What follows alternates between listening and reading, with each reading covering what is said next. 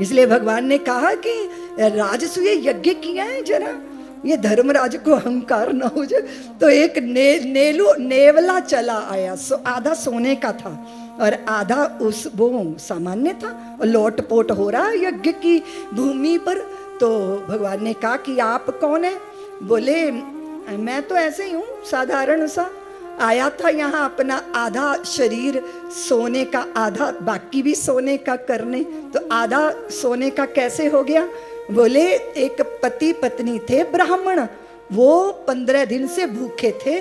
15 दिन बाद उनको भोजन मिला, उसके बाद वो करने लगे तो एक चंडाल ने उनके दरवाजे पे आके कहा कि मैं भूखा हूँ। तो उन्होंने अपना आधा भोजन उसको दे दिया। फिर वो बोला मेरे कुत्ते भी भूखे हैं, उन्होंने बाकी बचा भोजन कुत्तों के लिए दे दिया। बोले और उन्होंने जल पिया, हाथ धोए, उस गीली मिट्टी में से मैं निकला तो जहां जहां वो मिट्टी के कण लगे मेरा शरीर स्वर्ण जैसा हो गया। अब मैं बड़े बड़े यज्ञों में जाकर कोशिश करता हूँ जो बाकी शरीर है वो भी स्वर्ण का जैसी आभा वाला हो जाए। इसीलिए धर्मराज के मैं यज्ञ में आया था, पर यहाँ से भी निराश वापिस जा रहा हूँ। तो भगवान ने मुस्कुरा के धर्मराज युधिष्ठिर को देखा और कहा कि बड़े बड़े स्वर्ण, बड़े बड़े रजतों के ढेर, मणि माणक के अश्व और हस्त हाथियों को दान कर देना, ये तो दान है ही। लेकिन 15 दिन से भूखी आते हों और फिर भी किसी दूसरे की भूख की फिक्र हो, इससे बड़ा संसार में कोई यज्ञ हो नहीं सकता। इसलिए चित्त की भावना, पर दुख कातरता, समानुभूति, ये जीवन में बहुत जरूरी है। इसलिए मैं निवेदन कर रही थी कि भगवान की इस पावन कथा को श्रवण करिए। उधर भय है, उधर अभिमान है, लेकिन सुग्रीव धन्य हो गया क्योंकि हनुमंत लाल जैसे सचिव हैं। देखो भोजन बनाने वाला कौन है, इसका ख्याल रखना चाहिए, उसका हृदय पवित्र होना चाहिए। आपकी गाड़ी चलाने वाला कौन है, चालक का ख्याल रखना चाहिए, जिंदगी उसके हाथ में है, ठीक है ना जी। और आपका सलाहकार कौन है, आपका मित्र कौन है? अरे कदाचित हनुमंत लाल जैसे सचिव आपके हों तो वो आपकी मैत्री सामान्य जनों से नहीं करवाएंगे। दाशरथी नंदन अयोध्या नाथ इक्ष्वाकु कुल के गौरव श्री राम के सामने सम्मुख लाकर खड़ा कर देंगे। इसीलिए सूत्रधार कौन है, सेतु कौन है, मार्ग कौन सा है, नशैनी कौन सी, ये है मेरे बजरंग देव। भगवान की सुग्रीव के साथ मैत्री हुई। बाली का वध प्रभु ने किया। बाली ने कहा मैं बैरी सुग्रीव प्यारा, अवगुण कवन नाथ मोहे मारा। प्रभु ने कहा अनुज बधु भगनी सुत नारी, सुन 60 कन्या सम यह चारी, इन्हें बिलोके कुदृष्टि जोई, ताही बधे कछु पाप न। बाली ने बहुत सुंदर कार्य किया। अपने पुत्र अंगद का हाथ प्रभु श्री राम के हाथ में समर्पित कर दिया। मैं आज चर्चा कर रही थी, आपके पास आप अपनी संतानों को सबसे श्रेष्ठ दो, सबसे श्रेष्ठ धन दोगे, पद दोगे, प्रतिष्ठा दोगे, साधन दोगे, गाड़ियां दोगे, मकान दोगे, ये तो बहुत साधारण सी बात है। ये तो आपकी संतानें पुरुषार्थ करके भी पैदा कर लेंगी। श्रेष्ठ श्री हरि की भक्ति है, आपके हृदय में होगी तभी आप समर्पित करेंगे। जन्म जन्म मुनि जतन कराही, अंत राम कही आवत न। बहुत सुंदर बात कही है बाली ने। अब नाथ करी करुणा बिलो कहूँ, हे तू जो बर मांगो, हे तू जो बर मांगो, जेहि जोनि जन्मौ करम बसता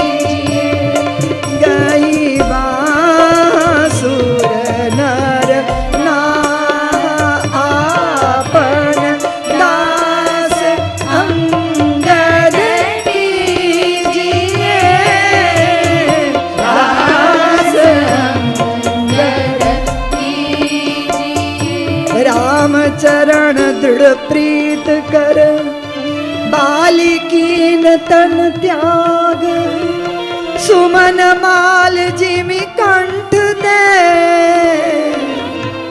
गिरत न जानई ना।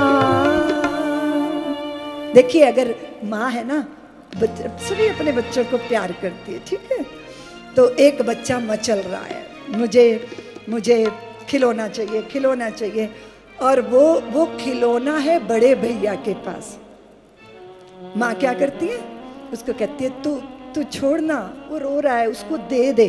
तो बड़े बच्चे से लेके छोटे के हाथ में, और फिर धीरे से जब देखती है कि बड़े का मुख जरा म्लान हो गया, चित्त जरा मुरझा गया, तो धीरे से पुत्र को उठाती है और अपनी गोद में, बताओ देवियों, उसको तो खिलौना दे के बहला दिया और दूसरे पुत्र को गोद में बैठाकर धन्य कर दिया। वस्तुओं, पदार्थों, पदों, प्रतिष्ठाओं को चाहने वाला मचलता हुआ छोटा बालक है। अब प्रभु से ये सब नहीं मांगना चाहिए। प्रभु से क्या मांगना चाहिए? राम चरण दृढ़ प्रीत कर, उनकी गोद में बैठने की लालसा करनी चाहिए। प्रभु, आपसे कुछ नहीं चाहिए, बस आप चाहिए, आपकी गोद चाहिए, आपके नाम का आश्रय चाहिए।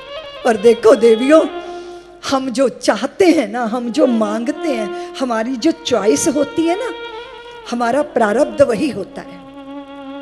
विधि बनाते होंगे, पर हम स्वयं बनाते हैं, हम चुनते हैं।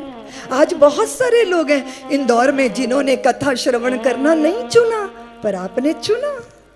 बहुत सारे थिएटर में बैठे होंगे, बहुत सारे, यहाँ का वो प्रसिद्ध है ना, वो तो रात को शुरू होता है, वो क्या बोलते हैं उसको, सराफा, वो तो आधी रात को शुरू होता है।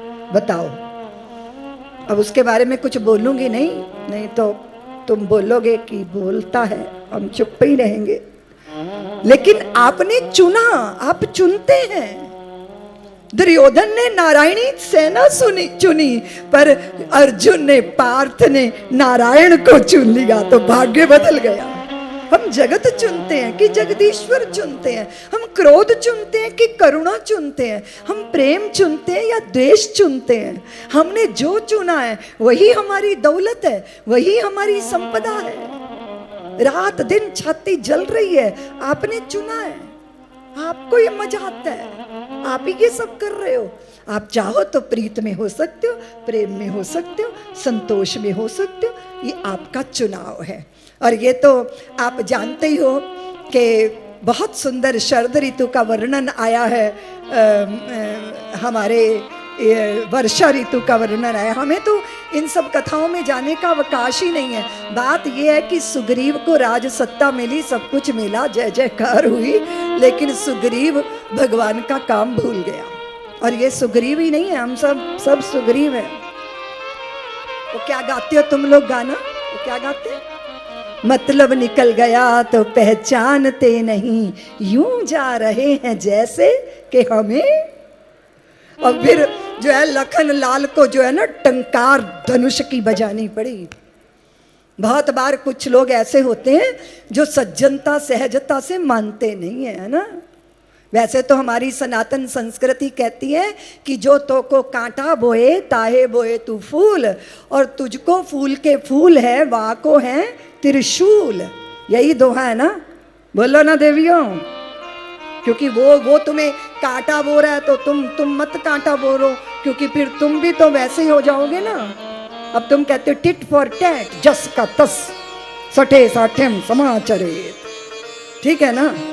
अब ये बताओ, तुम्हें कुत्ता काट लेगा तो फिर तुम क्या करोगे? सठे साठ्यम समाचरेत बोलो ना। तुम्हें कुत्ता काटेगा तो तुम क्या करोगे? बोलो ना। नहीं कर सकते ना ऐसा, क्योंकि वो कुत्ता है और हम मनुष्य हैं। सबके साथ सारे सिद्धांत लागू नहीं होते, लेकिन कुछ लोग ऐसे हैं जो मानेंगे नहीं उनको मनाना पड़ेगा, उनके सामने अपना तेज दिखाना पड़ेगा। सब्सक्राइब करें साध्वी ऋतंभरा जी के YouTube चैनल को और हमारी वीडियोस को सबसे पहले देखने के लिए बेल आइकन को दबाना ना भूलें।